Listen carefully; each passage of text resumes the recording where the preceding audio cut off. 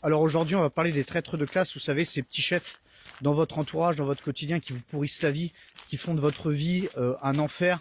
Ces enfants des classes défavorisées qui ont oublié d'où ils venaient et parce qu'ils ont un petit poste à responsabilité, font de votre vie un enfer.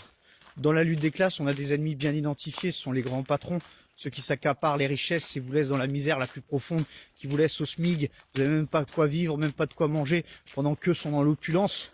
Mais le problème, c'est que ces gens-là, on les croise jamais. Nous, ce qu'on croise, c'est les nôtres, les traîtres de classe.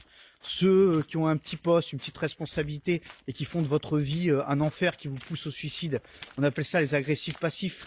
Ils prennent des petits leviers comme ça et par leurs petites phrases, ah, tu passeras me voir à la fin, c'est jamais assez bien. Vous savez, au quotidien, comme ça, des micro-violences symboliques, au quotidien, vous les accumulez et vous êtes toujours mal, vous êtes toujours en insécurité permanente parce qu'ils en jouent.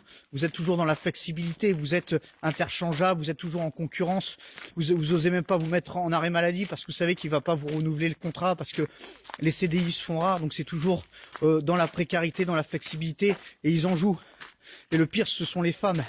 Les femmes qui souvent ont des contraintes avec les enfants, qui doivent souvent jongler avec les enfants malades, avec les petits retards.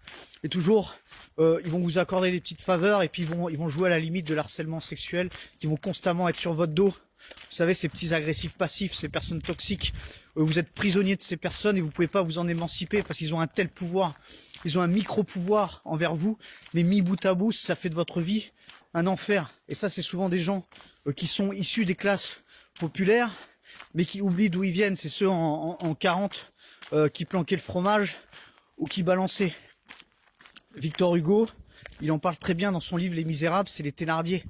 Vous savez, la mère à Cosette qui va confier sa fille dans une auberge, donc chez les Thénardier, et qui va devoir se prostituer, se faire arracher les dents parce que justement il demandait sans cesse plus d'argent pendant qu'il maltraitait Cosette, il envoyait chercher de l'eau dans le noir. Vous savez, dans Les Misérables, il en parle bien, Victor Hugo. Souvent c'est ces classes défavorisées qui accèdent à la classe moyenne et qui te pourrissent ta vie, qui font de ta vie un enfer. C'est eux où on est directement en contact. C'est pas les patrons du 440, on les voit jamais. C'est eux qui sont initiateurs de toute la misère. Mais ce qu'on voit, c'est ces traîtres de classe.